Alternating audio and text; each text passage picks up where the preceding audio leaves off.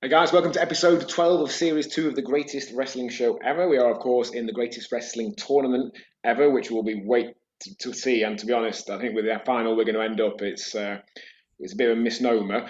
But I'm not going to go straight into the match because it's a really short match today.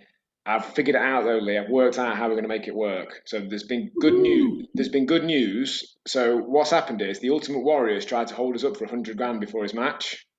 Okay. And, it's a bit like he did to Vince at SummerSlam 91. He wants more money. And as we've said, this is an amateur production. There's no costs involved, apart from I'm technically losing money by paying the hosting fee, but that's fine.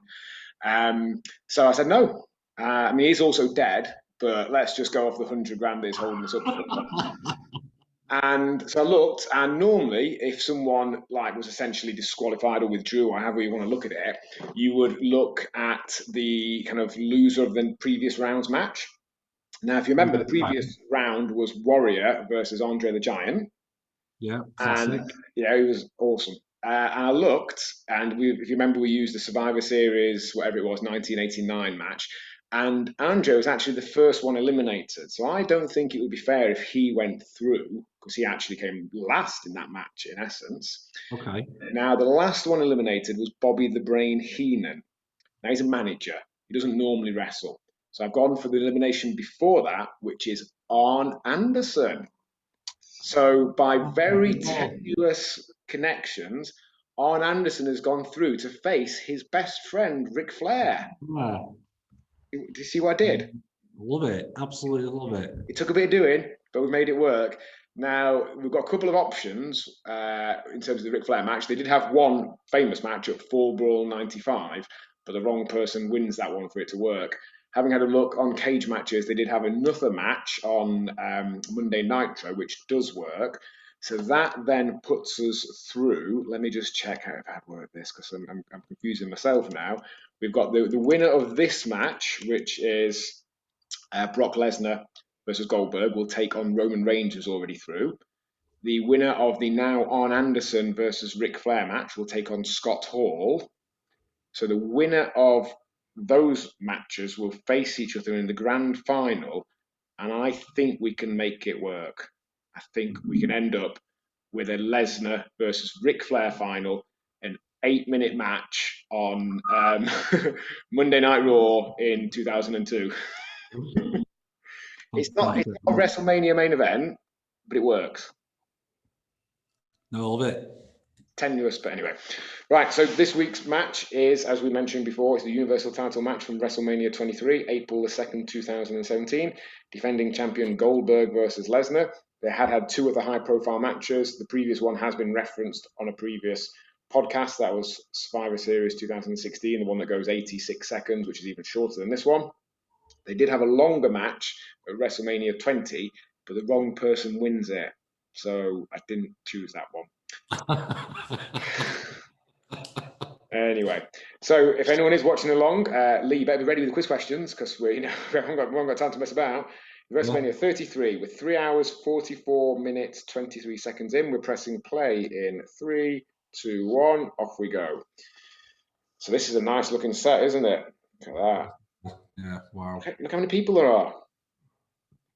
Lesnar looks big there, doesn't he? Like, I'm not sure he was that big last time we saw him, was he? He's huge. Oh, he's a big lad, isn't he? Yeah. When I saw his hat, then I wondered if he'd done. I wonder what he'd done. What he said he'd do for 24 weeks at Well, Rise. they did look a bit like that, didn't it? Yeah. I think Lesnar So probably does do what he says he will, yeah, for whether your, that's your like kill quiz you or.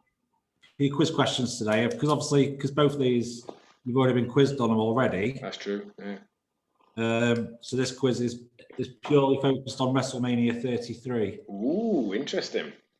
Go on. So I'll jump straight. So who won the match for the WWE Cruiserweight Championship?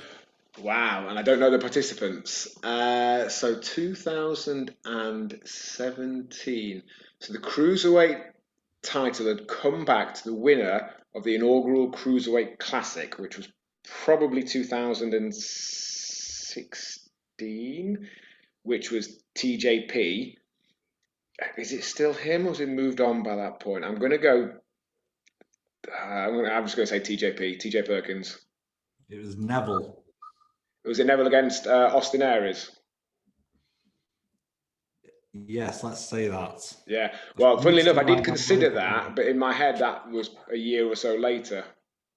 Austin Aries is a proper COVID denier. I don't know if you probably don't even know who he is, but I've seen people sharing tweets of his and stuff like that. He is a proper tin hat wearer, shall we say.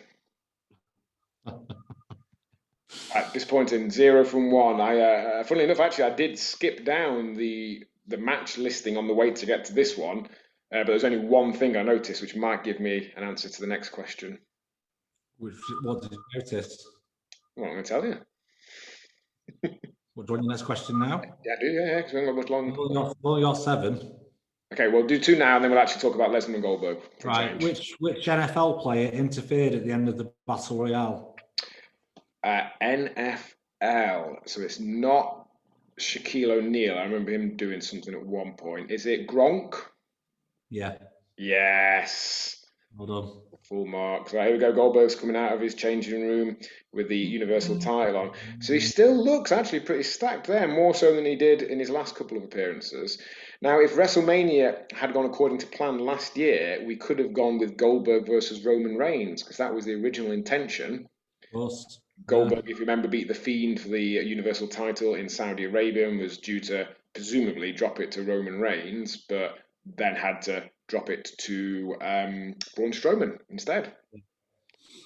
Which was Fortuitous for Strowman. yeah, Like choice. he wasn't even booked on the card. You go straight from not being booked on the card to winning one of the 2 world titles. And realistically, will that be Strowman's only ever world title run? Maybe, maybe not. But yeah, I mean, this is a proper battle of the bulls. This is two big lads. Oh, huge, aren't they? Yeah, it was disappointing the match they had in 2004 at WrestleMania 20. I don't know if you know anything about that, but they've been building to it from the previous end of 2003. They'd met backstage at in an interview segment. I can't remember which one was being interviewed, but the other one walked in at Survivor Series, which obviously sowed the seeds in people's minds. Goldberg, who was the world heavyweight champion at that point, dropped that title back to Triple H in a 3-way with Kane at Armageddon. Lesnar had been the WWE champion, dropped that at No Way Out 2004 to Eddie Guerrero after interference from Goldberg, leading to Goldberg versus Lesnar at WrestleMania, which in theory was a bit of a dream match. But then they both decided to leave. I think Goldberg was always leaving after a year, or at least they knew an amount of time before then. But that was when Lesnar handed in his notice to Vince McMahon because he wanted to go and have a go at becoming an American football player. So all of a sudden, he's left with 2 levers. You don't really know who you're going to want to put over in that situation. And the crowd spent the majority of the match booing them and saying that they sold out and that they suck. The exclamation mark on the end was Steve Austin was the special guest referee for that, and he just gave them both a stunner and covered them in beer.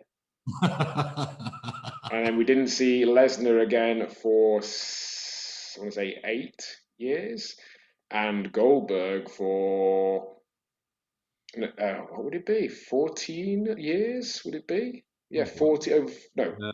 12, 2004 through to 2016, 12 and a half years till we saw Goldberg. Goldberg has the record, I believe, for longest gap between world title reigns.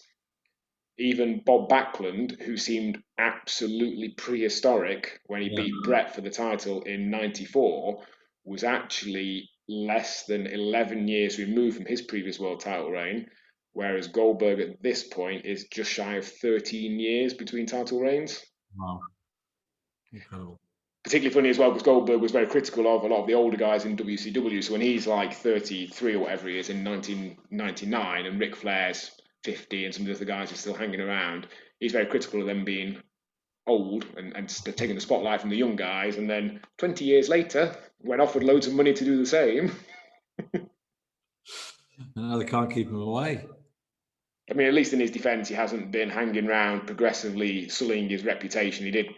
Well, actually, no, that's not true. He has the last couple of years, but when he came back in 2016-17, it was considered a worthwhile escapade. He mainly did this because he wanted his son to remember him wrestling because he either hadn't been born or was possibly very young. Probably hadn't been born when he last wrestled. And you know, you've seen tapes of your old man doing that, but he wanted his lad to see him do it live. And have you seen the Stavros Flatley ending to Survivor Series 2016? Oh, sorry, no. So Goldberg beats Lesnar in 86 seconds, and his lad jumps in the ring. He's probably about 10 at that point. Not fat, but chubby. Puppy fat. Takes Yeah. his shirt off to look like Dad, and he looks just like Stavros Flatley. I'm fairly confident those ring entrances are going to be longer than the match because we're only just the bell has rung and they're squaring off and they're straight into Suplex City. First German from Lesnar on Goldberg, straight into second German. Yeah, Suplex City matches. I don't know. They get Don't do long matches, does he really? no. Oh well, Spear straight into it. He doesn't. I mean, it works sometimes, and I think Lesnar perhaps sometimes gets a bad reputation, and people think that all of his matches nowadays are this Suplex City, spamming finishers for 5 minutes, but they're not necessarily. There's quite a variety. He has some long, drawn out ones, and ultimately, whenever someone beats him, they look good for it. Yeah. It's status enhancing, shall we say? It's like when Lesnar took the belt off Kofi in was it 9 seconds? Yeah, I believe so. Yeah. Now, people could moan about that, but for me, I thought, well, that's completely accurate. Yeah, of course. Yeah, Lesnar would kill Kofi, as he would kill me. Yes. My kids Right, have asked me. Go on. who successfully defended the WWE Intercontinental Championship at this WrestleMania? Ooh, 2017 Intercontinental Champion. I am just going to go with Seth Rollins because I don't know. Ooh, close. Dean Ambrose? Yes. Okay. Who did he defend it against? Half a point. Do you want me to find that out? Well, go on then, yeah. You can keep talking for a sec. So we've got Goldberg in control now. He's getting Lesnar ready for the jackhammer. When I used to wrestle, jackhammer was one of my moves. Although it's reversed into the F5. And this is possibly it already. Oh no, back into reversal into the spear. And I'm never a big fan of the spear. I mean, Goldberg makes it look alright because he is a big, meaty guy. But even then, it doesn't actually look like it would hurt all that much compared to some of his other moves. And like Edge's spear always just looked like a running hug to me.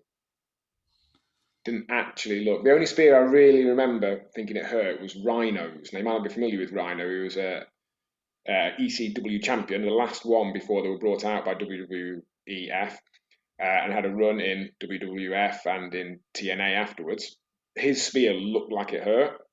He absolutely drilled people with it. Goldberg's, I mean, I'm sure it does hurt a bit, but all the rest of them, even Roman Reigns's, I don't really.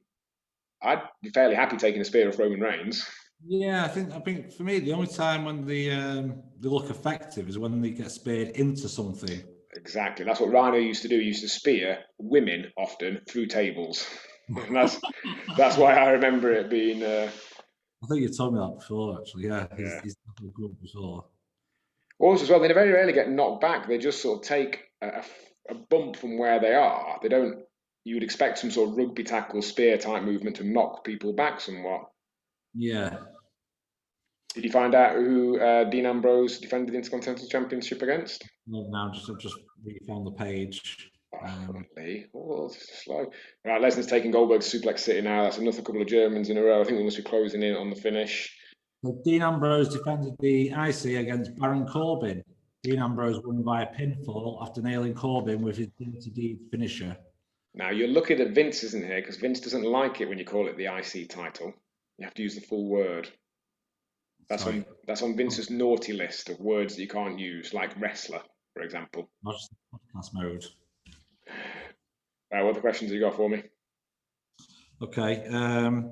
Which women left the event as the Raw and SmackDown Women's Champions? Oh, right. So, I think it's the year before where they have the triple threat match, which was Charlotte, Sasha, and Becky to change from being Divas champion to Women's champion. And then, so let me think, the SmackDown Women's Championship would have started later in 2016 with, I think, possibly Bayley being the first champion. So it's going to be someone along those lines. So I'm going to go Bailey and Sasha. Half a point. Naomi. Naomi, of course. In fact, I remember that she won the title a couple of months before and then dropped it to win it back again this night because I believe this is held in her hometown. What's There we this go, say? it's over. Lesnar's F5 from Pin Goldberg. Boom. Oh, he's All right, bad. which Hall of Fame announcer returned to the booth to call the main event? Jim Ross. Correct. So what's the main event of this one? I presume it's the other title. So it's the World Heavyweight title in 2017. I can't think of who it is. Who is it? Is it Roman Reigns and The Undertaker? Of course, it's not for the title. It's just the main event. Yeah, I remember. The one where The Undertaker leaves all his stuff in the ring at the end. He does, yeah. So he loses to Roman Reigns, leaves his stuff, seemingly retiring, never actually confirming that he's retired, but very much seeming like he has. And All right, then nothing's heard of him for a year, and then he comes back and wrestles Cena at the next WrestleMania. there's a bonus question then, Yeah. just from my head. What doesn't he leave in the ring? His pants. Sorry, I mean, Yeah. of his usual, say, should we say, accessories? So he fairly sure leaves his hat and his coat and his gloves. The urn. Yeah, that's what's in my head anyway. Yeah. Right. So what So happened after John Cena and Nikki Bella defeated The Miz and Marcy? Maurice. Cena proposes, Correct. and kayfabe uses her real name, Nicole something Garcia or something like that. So it was a genuine proposal. Yes, I mean, seemingly, I mean, they genuinely did get engaged. I don't know how much she knew before because I'd heard rumours that he was going to propose at WrestleMania. So I'm fairly sure if I've heard those rumours, she's probably heard them. Um, I think it was done to some degree for storyline for Total Divas or Total Bellas or whatever the series of reality TV show they're on at that point. It's not inconceivable that she didn't know for definite, but I don't think it was a surprise, shall we say. I was One more. mentioning, go on, last one. Which tag team made their return to the WWE during the Fatal The Hardy 4? Boys. Well done. Yeah. So that was a big pop. That was so the New Day were hosting this WrestleMania, and it's supposed to be a whatever it is, a three-way triangle ladder match for the tag titles. And the New Day say that there's a fourth team there, and I believe it was a genuine surprise. I think the Hardys had only wrestled the night before for Ring of Honor, and I mean obviously some people knew, but hardly anyone knew that they were then coming to WWE, and they were then introduced as the mystery fourth team, which obviously is a tag team ladder match, is their forte. So it made perfect sense. There was a massive pop. If you want to watch it back, flick back again. There's a huge pop for them coming out. Yeah, the last thing I was about to mention is they're talking about Lesnar, like destroying people in 9 seconds, whatever. I've mentioned a few times that my kids have asked me stuff about like what I can physically do, or could you out deadlift this person? I'm like, no, I'm not. I'm not actually strong. I'm maybe strong compared to the average person in the street, but not compared to an Eddie Hall or something like that. And they once asked me if I could take Brock Lesnar in a fight, and I rightly said no. I would last literally 5 seconds. So I could, as long as he took to get to me, he would tap me out or choke me out in an extra second or two after that. Yeah. And I think they were somewhat surprised by that. But I was like, have you not seen Brock Lesnar? Yeah. And he is he's not just big, the fact that he is actually a fighter as well. exactly, yeah, he's a UFC champion. Anyone that's ever even fought on the undercard of UFC is pretty hard. And I'm fairly sure even if the light heavyweight, the smallest UFC wrestler ever, I'm fairly sure would take me down in 6 seconds. It would only take Lesnar 5. Worth watching. Right. So next week, then, if we've got Anderson and Flair, that's all we've got left, isn't it? Because we've got Reigns through now, we've got Lesnar through. So one semi-final is going to be Reigns and Lesnar. The other semi-final is going to be Scott Hall versus the winner of Arn Anderson and Ric Flair. So I think for it to work, it's going to have to be the random match on Nitro they have. I think the match they had at 4 Brawl 95 puts the wrong person through for it to work. So next week, final quarter final, Arn Anderson versus Ric Flair from Monday Nitro at some point in late 1995. If that doesn't make you tune in, I don't know what will.